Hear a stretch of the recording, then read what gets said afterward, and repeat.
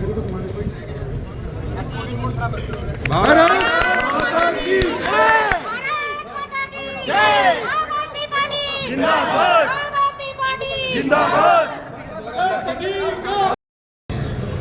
करो yes mic के साथ कुछ और देखिए, आज के कार्यक्रम के बारे में बताएं और कार्यालय नया मिलने के बाद कार्यकर्ताओं में किस तरीके से उत्साह है, बड़ा नया कार्यालय? हाँ, देखिए वो कार्यालय छोटा पड़ रहा था, तो लोगों के कहना था कि चुनाव कार्यालय बड़ा होना चाहिए और इसलिए चुनाव कार्यालय का हमने उद्घाटन किया है। अब देखते ही हैं कि सैकड़ों की संख्या में लोग पद यात्रा में जाते हैं, फिर उसके बाद पूरे कॉन्स्टिट्यूंसी में काम करते हैं।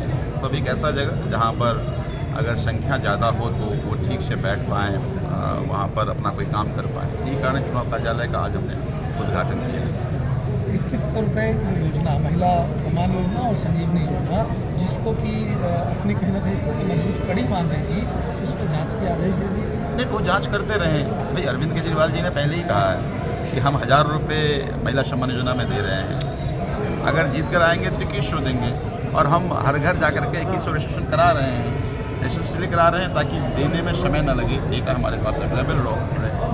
और उन्होंने कहा है कि संजीवनी योजना जो है वो हर बुजुर्गों का इलाज सरकार बनने की बात करेंगे। हम गारंटी कार्ड दे रहे हैं, हिम्मत है तो वो भी दें। अरविंद केजरीवाल जो कहते हैं वो करते हैं। अरविंद केजरीवाल का बात ही गारंटी है, जनता मानती है। हमारे पास लोग आ रही है, तुमको क्यों दर्द हो रहा है भाई, तुम कुछ करो। अब देखो, सारे तंत्र को लगा दिए, पुलिस को लगा दिए, एजेंसीज को लगा दिए। ये कैंपेन करने से रोक दो, दिल्ली जनता को लाभ देने से रोक दो। अरे तुम 20 स्टेट में दे नहीं पाए। अरविंद केजरीवाल पहले भी, चाहे बिजली हो, पानी हो, शिक्षा हो, स्वास्थ्य हो, मुफ्त यात्रा हो, महिला को बसों में यात्रा हो, ये सारे दे करके दिल्ली की जनता का भरोसा जीता है। अब अरविंद केजरीवाल जी 2100 रुपये हर महिला को हर महीने देंगे और 60 साल के ऊपर के बुजुर्गों का चाहे करोड़ों का इलाज प्राइवेट में क्यों ना करना पड़े, मुफ्त इलाज कराएंगे। जनता को केजरीवाल पर भरोसा है।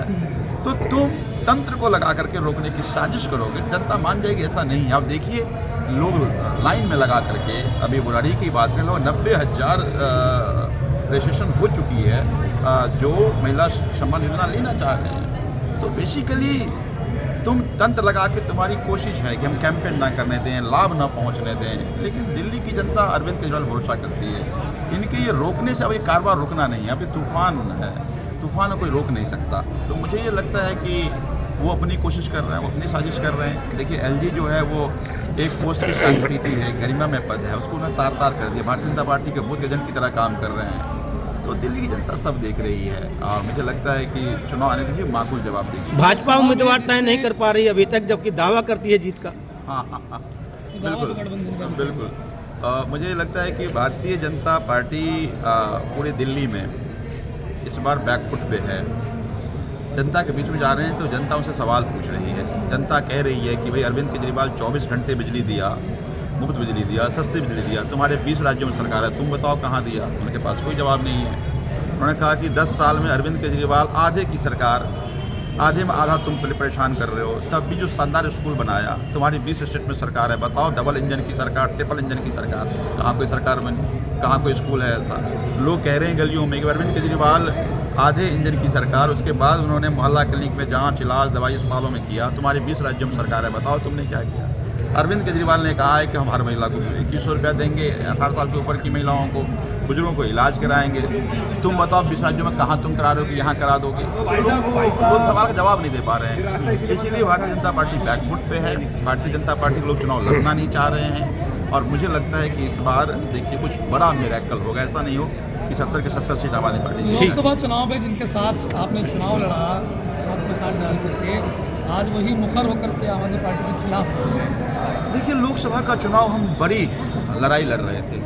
इस देश में जब इस देश की जनतंत्र पे, इस देश की संविधान पे आँच आई है, सबकी जिम्मेदारी रही है कि उस संविधान की, जनतंत्र की रक्षा की जाए। ये कोई पहला प्रयोग नहीं रहा। आप याद कीजिए, इमरजेंसी के समय में भी सारे अपोजिशन इकट्ठा होकर के इस देश के संविधान की बचाने की लड़ाई लड़े और फिर सब लोगों को माकूल जवाब मिला। तो लोकसभा का चुनाव इस देश में जिस तरह से सभी संविधान, बताइए ना, दिल्ली पुलिस को इसलिए लगा रहे हैं कि यहाँ का रजिस्ट्रेशन ना हो। भाई दिल्ली पुलिस को कहाँ लगाना चाहिए ताकि चोरी ना हो, मोटर की चोरी ना हो, बाइक की चोरी ना हो, नशे ना बिके, चाकू ना चले, वहाँ तो पुलिस को नहीं लगा रहे हो।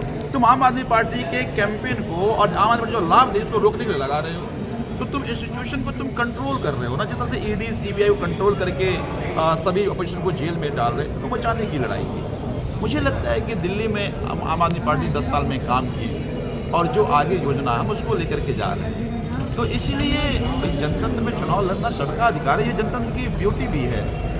जनतंत्र मतलब 100% कंसेंट नहीं है, मतलब डिसेंट है कि हम आपसे असहमत हैं और वो असहमति को भी स्वीकार मानता हूँ कि भारतीय जनता पार्टी असहमति को बर्दाश्त नहीं कर पाती, लेकिन जनतंत्र में जितनी असहमतियों को सहमति की तरफ ले जाएंगे वही जनतंत्र है। तो मुझे ये लगता है कि आज सब अपोजिशन के अपने अपने जनतांत्रिक अधिकार हैं, खुली लड़ सकते हैं चुनाव, कांग्रेस लड़ रही है और लड़े चुनाव। लेकिन मुझे लगता है कि कांग्रेस की 10 साल की सरकार, 15 साल की सरकार दिल्ली में रही, कांग्रेस पे लोगों का भरोसा नहीं है। कांग्रेस दिल्ली में कहीं दिख नहीं रही है, कांग्रेस का कहीं कोई कैडर नहीं है। तो मुझे ये लगता है कि कांग्रेस ऐसे तो कहीं कुछ इस तरह से दिख नहीं रही है, लेकिन मुझे ये लगता है कि इस बार भारतीय जनता पार्टी भी कहीं नहीं दिखेगी, ना दिख रही है। तभी मैंने कहा कुछ बड़ा मिरेकल इस बार होने वाला है। ठीक है।